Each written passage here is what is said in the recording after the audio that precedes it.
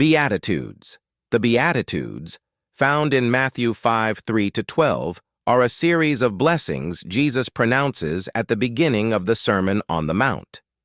These statements are foundational to understanding the values of God's kingdom and depict a way of life that contrasts with the values of the world. In these verses, Jesus describes the attitudes, conditions, and character traits that lead to true spiritual blessing. Each beatitude begins with, "Blessed are," and presents a paradox.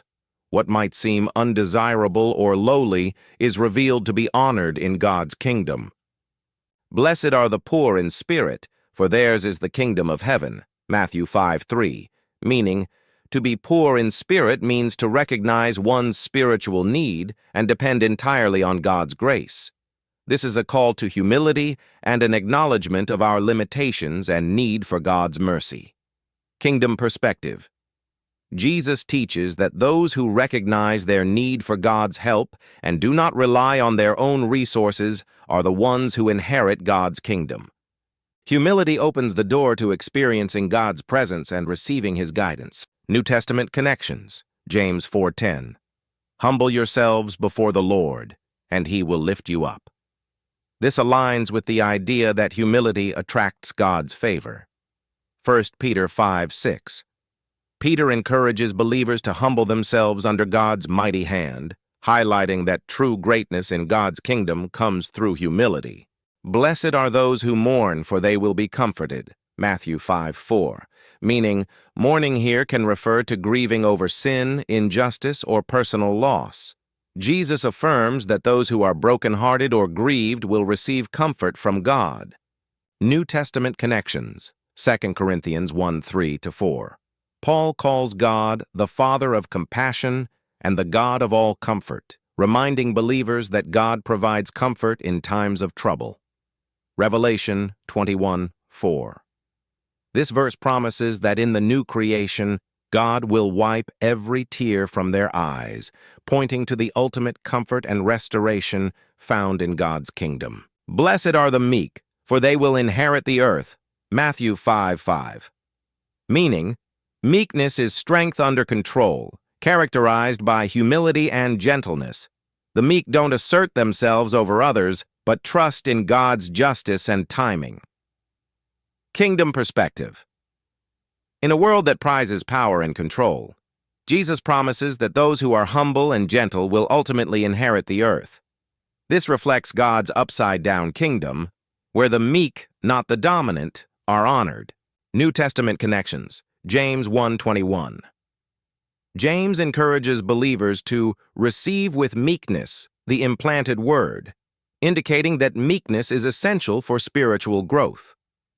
1 Peter 3:4. Peter describes the unfading beauty of a gentle and quiet spirit, affirming that meekness is precious in God's sight. Blessed are those who hunger and thirst for righteousness, for they will be filled. Matthew 5:6. Meaning, this beatitude describes an intense desire for God's righteousness, to see justice, moral integrity, and holiness prevail. Those who long for what is right and just will ultimately find satisfaction in God. New Testament connections. John 6:35. Jesus describes himself as the bread of life, promising that those who come to him will never hunger or thirst, spiritually speaking. Romans 3:22. Paul talks about the righteousness of God that comes through faith, highlighting that God's righteousness is accessible to those who seek him. Blessed are the merciful, for they will be shown mercy. Matthew 5:7.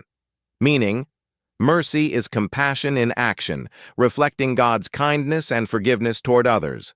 Those who show mercy are promised that they will receive mercy in return.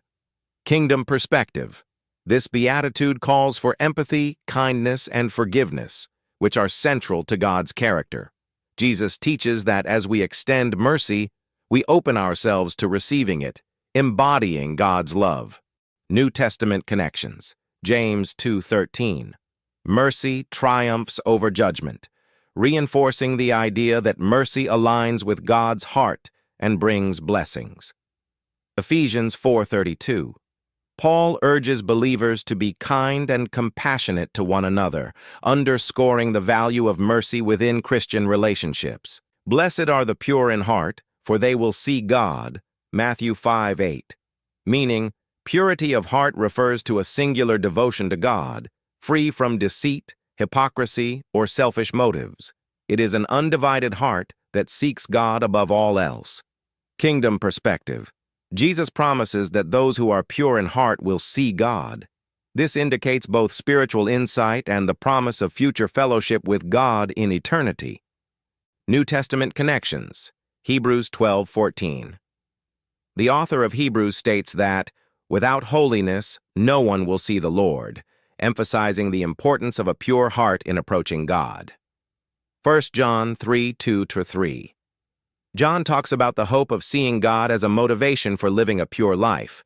Blessed are the peacemakers, for they will be called children of God. Matthew 5:9. Meaning, peacemakers actively seek to reconcile and bring peace into situations of conflict. They reflect God's desire for harmony and unity. Kingdom perspective. Jesus calls peacemakers children of God because they mirror his nature. This beatitude encourages believers to work toward reconciliation, reflecting God's love in a divided world. New Testament connections. Romans 12:18. Paul advises believers to live at peace with everyone, underscoring the call to actively seek peace. Ephesians 4:3. Paul urges believers to make every effort to keep the unity of the Spirit through the bond of peace, affirming that peace is essential in God's kingdom. Blessed are those who are persecuted because of righteousness, for theirs is the kingdom of heaven. Matthew 5:10-12. Meaning, Jesus acknowledges that those who live by God's values may face opposition, persecution, and suffering. This blessing is a promise to those who endure hardship for the sake of righteousness. Kingdom perspective. Jesus assures that God honors those who are persecuted for living by his values. This beatitude offers hope to believers, reminding them that their reward is in heaven and that they are part of God's kingdom. New Testament connections. 2 Timothy 3:12. Paul states that everyone who wants to live a godly life in Christ Jesus will be persecuted, confirming the reality of opposition. 1 Peter 4:14. Peter assures believers that if they are insulted for the name of Christ, they are blessed as God's Spirit rests on them.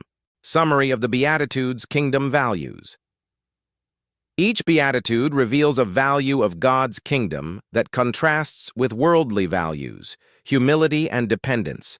The poor in spirit and meek embrace humility, relying on God's strength rather than their own. Compassion and righteousness. Those who mourn, hunger for righteousness, and show mercy reflect God's heart for justice, compassion, and love. Purity and peace. The pure in heart and peacemakers strive to live in alignment with God's will, promoting harmony. Endurance in suffering. Those who are persecuted embody resilience, finding hope in God's promises despite hardship. The Beatitudes form a roadmap for the Christian life, illustrating the attitudes and actions that bring blessings in God's kingdom. Through them, Jesus invites his followers to embody his character and priorities, assuring that they will find fulfillment and purpose as they live according to his kingdom values.